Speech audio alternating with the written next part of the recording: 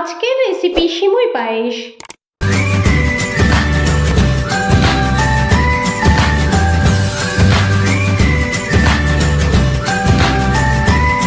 নমস্কার বন্ধুরা, অপরাজিতাস কিচেনে আপনাদের সবাইকে স্বাগত। আশা করি আপনারা সবাই ভালো আছেন। আজ আমি সিমুই পায়েস বানাবো। কিভাবে খুব সহজে তাড়াতাড়ি এই সিমুই পায়েসটা আমি বানাবো তা দেখে নিই।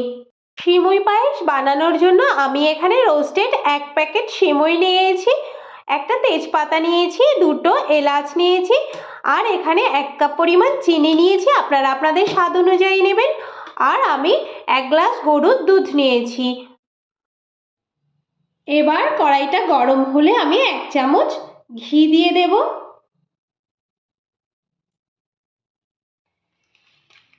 এবার এখানে আমি এর মধ্যে সিমুইগুলো দিয়ে দিলাম। যদিও এটা রোস্টেড সিমুই, তবুও আমি এর মধ্যে একটু টেস্ট বাড়ানোর জন্য 1 চামচ ঘি দিলাম। গ্যাসের ফ্লেম মিডিয়াম টু হাইতে রেখে আমি এই রান্নাটা করব। আর এটা যেহেতু রোস্টেড সিমুই, সেজন্য আমি এটা আর বেশিক্ষণ ভাজবো না। আমি এর মধ্যে এবার দুধটা দিয়ে দেব। দুধগুলো আমি দিয়ে দিলাম। এবার এটা ফুটে উঠেছে, আমি একটা তেজপাতা দিয়ে দিলাম। ফাটিয়ে রাখা এলাচগুলো দিয়ে দিলাম। এটা খুব সহজ একটা রেসিপি।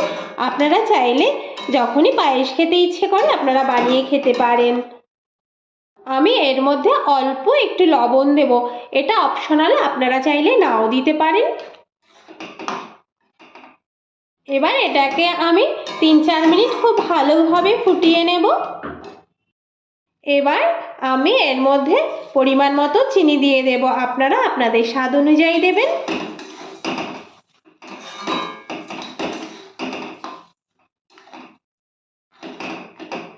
এটা আপনারা টিফিনে, রুটির সঙ্গে, পরোটার সঙ্গে খেতে পারেন। এটা খুব সহজ একটা রেসিপি, আপনারা খুব তাড়াতাড়ি এটা বানাতে পারেন। সিমুই পায়েসটা কিন্তু আমার একদম তৈরি হয়ে গেছে। এবার আমি এটা পরিবেশন করে ফেলব। আমার এই রেসিপিটা যদি আপনাদের ভালো লেগে থাকে তাহলে বাড়িতে অবশ্যই একবার ট্রাই করবেন। আর কেমন হয়েছে সেটা অবশ্যই একবার বলবেন। এবার আমি এটা নামিয়ে ফেলব। এই সিমুই পায়েসটা বানানোর সময় আমি কিন্তু কাজু কিশমিশ দেইনি। আমি কিন্তু কাজুগুলো এখানে পরিবেশনের সময় ব্যবহার করেছি। আপনারা চাইলে রান্না করার সময় কাজু কিশমিশটা দিতে পারেন। রেডি হয়ে গেল আমার সিমুই পায়েস। আমি এটা পরিবেশন করে ফেলেছি। আমার এই ভিডিওটা যদি আপনাদের ভালো লেগে থাকে তাহলে লাইক, শেয়ার, কমেন্ট অবশ্যই করবেন। আর পাশে থাকা ছোট বেল আইকনটা প্রেস করবেন। আমি নতুন কোনো ভিডিও আপলোড করলে আপনাদের কাছে খুব সহজে একটা ছোট্ট নোটিফিকেশন পৌঁছে যায়।